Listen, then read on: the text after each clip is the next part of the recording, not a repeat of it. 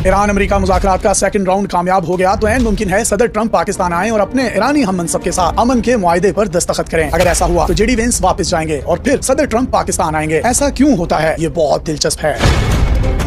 ये American secret service की policy है कि अमेरिकी सदर और अमेरिकी नायब सदर को एक जगह पर इकट्ठे नहीं होने दिया जाता, खास तौर पर जंगज़दा इलाकों में। और अगर वाशिंगटन से भी बाहर जाना हो तो अमेरिकी सदर और नायब सदर को एक जगह इकट्ठा नहीं होने देते, बल्कि इनको अलग अलग रखते हैं ताकि अगर किसी किस्म का हमला, दहशतगर्दी वगैरह हो तो चेन ऑफ कमांड बरकरार रह सके। यानी सदर पर अगर हमला हो तो अमेरिकी नायब सदर चार्ज संभाल सके। इसी तरह अगर नायब सदर पर हमला हो तो सदर पहले से ही मौजूद होगा। अगर सदर ट्रंप पाकिस्तान आते हैं तो वो एक ऐसे जहाज पर आएंगे जिसको उड़ता हुआ व्हाइट हाउस कहा जा सकता है। ये बोइंग कंपनी का 747 तैयारा खसूसी तौर पर अमेरिकन सदर के लिए तैयार किया जाता है। इस तैयारे में दुनिया की तमाम तरह आसाइशें और सहूलियात मौजूद होती हैं। इस जहाज में कम्युनिकेशन सिस्टम, सिक्योरिटी, बड़े मीटिंग रूम्स और दुनिया भर के खानों की सहूलियात 2 बड़े किचन के साथ मौजूद होती हैं। अमेरिकी सदर जिस जहाज में भी सफर करते हैं उसको एयरफोर्स 1 का नाम दे दिया जाता है। लेकिन पिछली चंद दहाइयों से अमेरिकन सदर के लिए खसूसी तौर पर 747 बोइंग तैयारे तैयार किए गए हैं जिन्हें एयरफोर्स 1 कहा जाता है। ये तैयारा जदीद तरीन टेक्नोलॉजी का शाहकार होता है और सदर इसमें सफर करते हुए ही पूरे अमेरिका का निजाम चला सकता है। इसके 3 लेवल्स होते हैं और तीनों लेवल्स का कुल रकबा 4000 स्क्वायर फीट के करीब होता है। 4000 स्क्वायर फीट का मतलब है 15 मरले, यानी 5-5 मरलों के 3 घरों जितना तो सिर्फ इसका फ्लोर एरिया बनता है। इसके अलावा इस तैयारे में प्रेसिडेंट के लिए एक बड़ा प्रेसिडेंशियल स्वीट होता है। इसमें अमेरिकी सदर का वॉशरूम, बड़ा बेडरूम, अटैच्ड ऑफिस और एक बड़ा मीटिंग एरिया होता है जहां वो दौरान सफर हुक्काम के साथ मीटिंग कर सकता है। सदर के ऑफिशियल स्टाफ और प्रेस के लिए अलग अलग क्वार्टर बने होते हैं जहां वो तमाम लोग भी बहुत आराम से रह सकते हैं। इसकी वजह यह है कि बाज़ औक़ात सफर बहुत ज्यादा लंबे भी हो सकते हैं। मिसाल के तौर पर अगर सदर ट्रंप पाकिस्तान आते हैं तो ये उनका सफर 18 से 20 घंटे का होगा, तो इसमें जाहिर है रेस्ट भी चाहिए होगी, तो सबको सहूलत के लिए क्वार्टर मियसर आते हैं। इस जहाज में 2 किचन होते हैं जो बैक वक्त 100 लोगों को खाना सर्व कर सकते हैं। इससे आप खुद अंदाजा लगा लीजिए कि ये किचन कितने बड़े और कितने कुशादा होते होंगे। अमेरिकन सदर के तैयारे एयरफोर्स 1 की इलेक्ट्रॉनिक्स डिवाइसेस को इस तरीके से डिजाइन किया जाता है कि अगर उन पर कोई इलेक्ट्रोमैग्नेटिक वेव का हमला भी हो तो इनको कोई फर्क नहीं पड़ता। हत्ता कि अगर कोई न्यूक्लियर हमला हो तो उसके नतीजे में निकलने वाली इलेक्ट्रोमैग्नेटिक पल्स से भी इस तैयारे की इलेक्ट्रॉनिक डिवाइसेस महफूज रहती हैं। अमेरिकी सदर का एयरफोर्स 1 तैयारा सतह समंदर से 40,000 फीट की बुलंदी पर सफर कर सकता है और ये नॉन स्टॉप प्रवास करता है। इसके अंदर हवा में ही रिफ्यूलिंग का सिस्टम भी मौजूद है, यानी अगर हवा में ही इसका पेट्रोल खत्म हो जाए तो तैयारों के जरिए इसकी हवा में ही रिफ्यूलिंग की जा सकती है, जिसकी वजह से ये नॉन स्टॉप दुनिया के एक खित्ते से दूसरे खित्ते में आसानी से जा सकता है। इसीलिए इस तैयारे की प्रवास की कोई लिमिट नहीं, ये लामहदूद है। अमेरिकी सदर के तैयारे का कम्युनिकेशन निजाम इतना जबरदस्त होता है कि ये अगर दुनिया के किसी दूर दराज सहरा के ऊपर से भी गुजर रहा हो फिर भी अमेरिकन सदर, अमेरिकन आर्मी के चीफ, पेंटागन हुकाम, अमेरिकी महकमा दिफा समेत किसी भी इमरजेंसी में इन इदारों को विद इन सेकंड्स हुक्म दे सकते हैं और डायरेक्ट बिला तातुल राब्ता कर सकते हैं। इस तैयारे में एक ऑपरेशन थिएटर भी होता है जिसमें अमेरिकी सदर का जाती मुआलिज या डॉक्टर भी सफर करता है और किसी भी हादसे या इमरजेंसी की सूरत में अमेरिकी सदर की सर्जरी भी इस जहाज के अंदर की जा सकती है, जिसमें अमेरिकी सदर के ब्लड ग्रुप से मैच करता कुछ ब्लड की फ्रेश बोतलें भी रखी जाती हैं। अमेरिका ने अमेरिकी सदर